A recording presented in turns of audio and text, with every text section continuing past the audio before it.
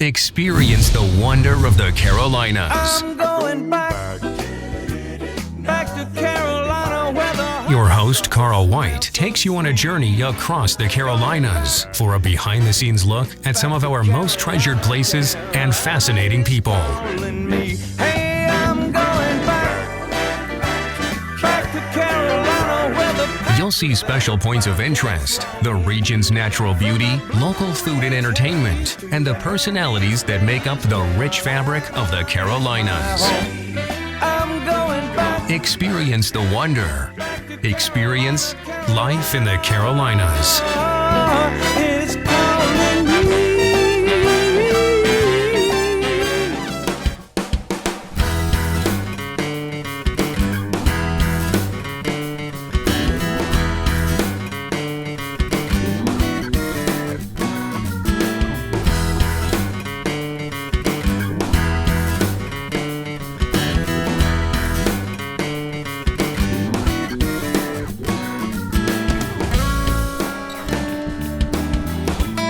I'm Carl White, and welcome to Life in the Carolinas. We bring you the great stories of the people and places of the Carolinas. This episode is all about Gaston County, North Carolina.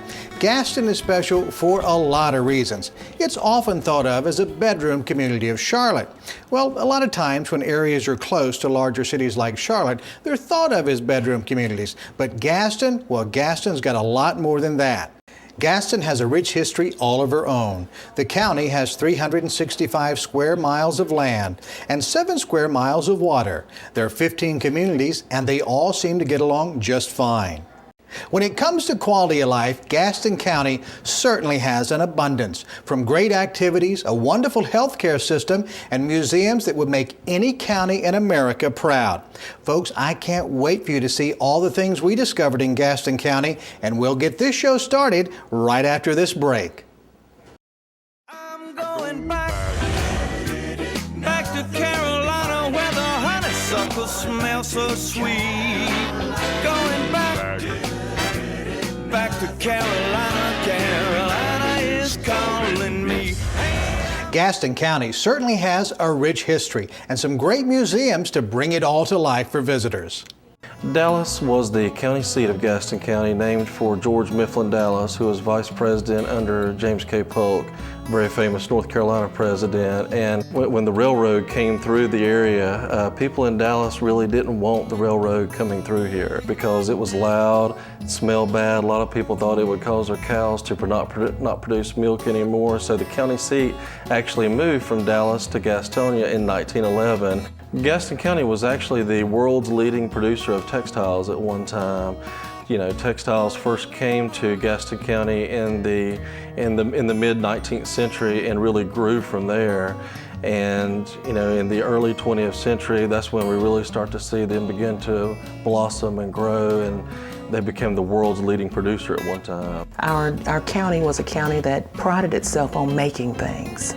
My first job was in a knitting mill after I graduated from high school. So we made t-shirt fabric, and it had to be perfect. It couldn't have holes, it couldn't be second. So Gaston County prided itself on being the best. So with this move from textiles to service and technology, Gaston County has an opportunity now to excel in yet another area. We have the Textile Exhibit, which is the ties that bind, the Carolinas Textile Exhibit, and we have the Thomas Edison hydroelectric dynamo in there. We also have spindles, and we have spinning frames, and we have the made of cotton dress. And we also have the Daniel Stowe Carriage House, which houses North Carolina's largest exhibit of horse-drawn vehicles on public display. Mr. Daniel Stowe donated these objects to the museum in the early 1990s, and it's a wonderful display. We have the Tony's ice cream wagon. We have a farm wagon that was used in the 19th century in Gaston County. We also have sleighs and wagons and drays and just lots of transportation pieces like you would have seen folks use in Gaston County during the period.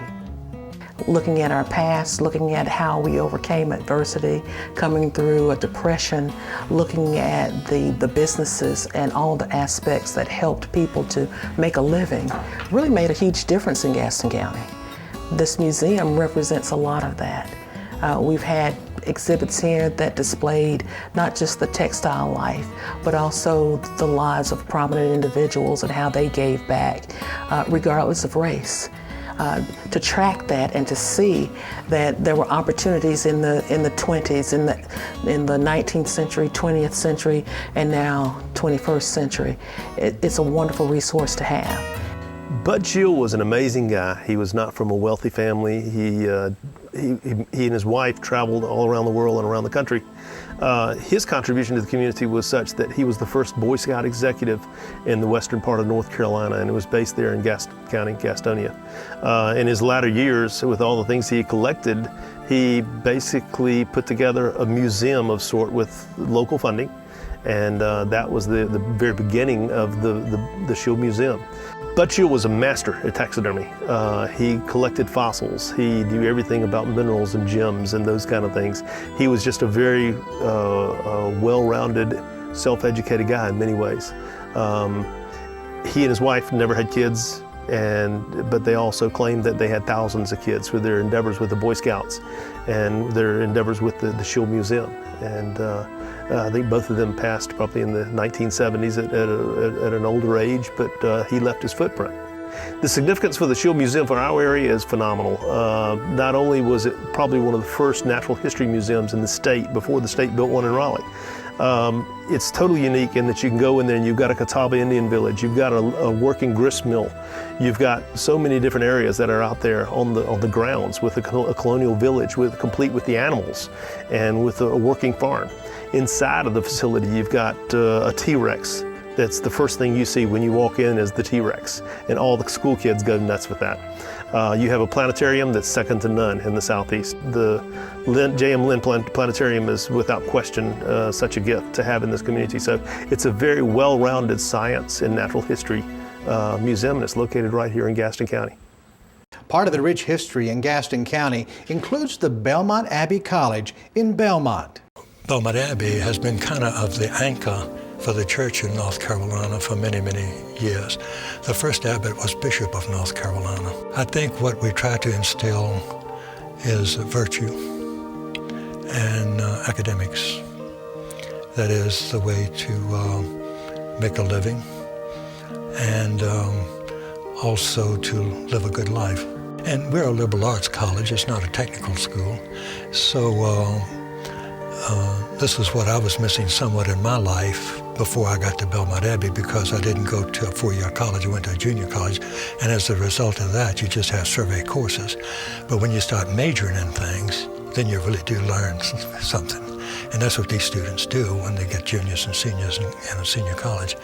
Then they really do have a broad spectrum of life. Mm-hmm. Well, Gaston certainly has history, and when we come back, you're going to meet some of the colorful personalities that make Gaston a great place to be today.